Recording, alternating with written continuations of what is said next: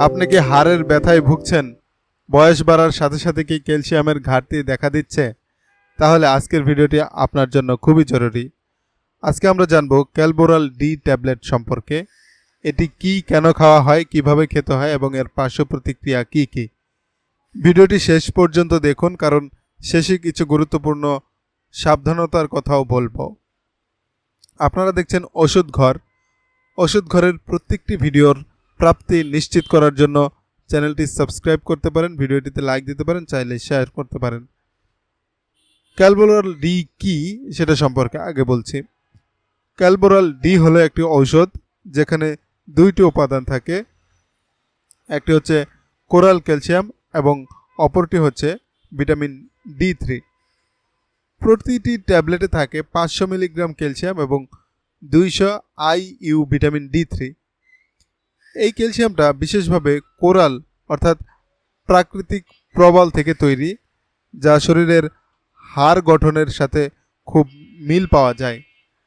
আর vitamin D3 আমাদের শরীরে calcium শোষণে সাহায্য করে।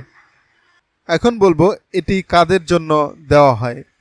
ক্যালবোরাল ডি মূলত যেসব সমস্যায় খাওয়া হয় তা হচ্ছে হাড় ক্ষয় বা অস্টিওপেরোসিস, শিশুদের রিক্যাটস, বৃদ্ধ বয়সে হাড় দুর্বলতা, গর্ভবতী ও স্তন্যদায়ী মায়েদের ক্যালসিয়ামের ঘাটতি, শরীরে ক্যালসিয়াম বা ভিটামিন ডি এর অভাব, এছাড়াও কিছু কিডনি রোগ, হাড় নরম হয়ে যাওয়া বা টেটেনি এর মতো সমস্যায় ডাক্তাররা এটি প্রেসক্রাইব করে থাকেন।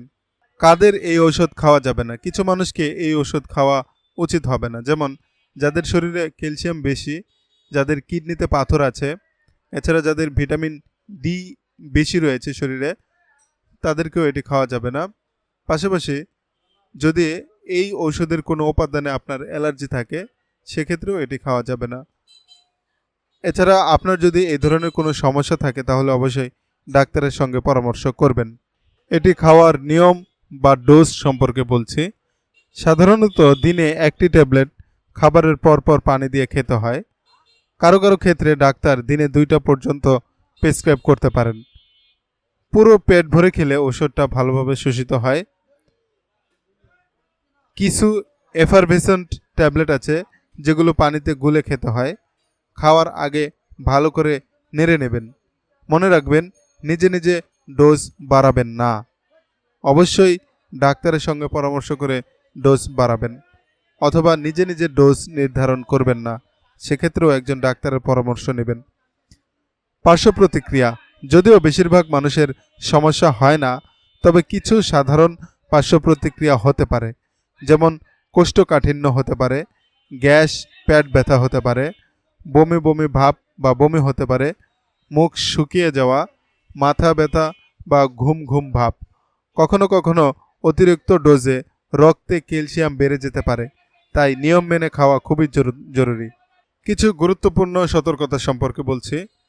ঔষধ খাওয়ার সময় দুধ, পালং শাক বা চাকা দুধজাত খাবার একসাথে খাবেন না, অর্থাৎ কাঁচা দুধজাত খাবার একসাথে খাবেন না, এতে শোষণে সমস্যা হতে পারে।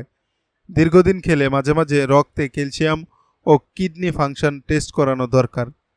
অন্য কোনো ওষুধের সাথে খেলে ডাক্তারকে জানান, কারণ কিছু ওষুধের সাথে এর ইন্টারেকশন হতে পারে। আশা করি কোরাল ক্যাল ডি নিয়ে আপনারা অনেক কিছু জানতে পেরেছেন। এই ভিডিওটি ভালো লাগলে একটা লাইক দিন আর চ্যানেলটি সাবস্ক্রাইব করে পাশে থাকুন। আর হ্যাঁ, ঔষধ কখনোই নিজের ইচ্ছা মতো খাবেন না। সতর্ক থাকুন, সুস্থ থাকুন। ধন্যবাদ।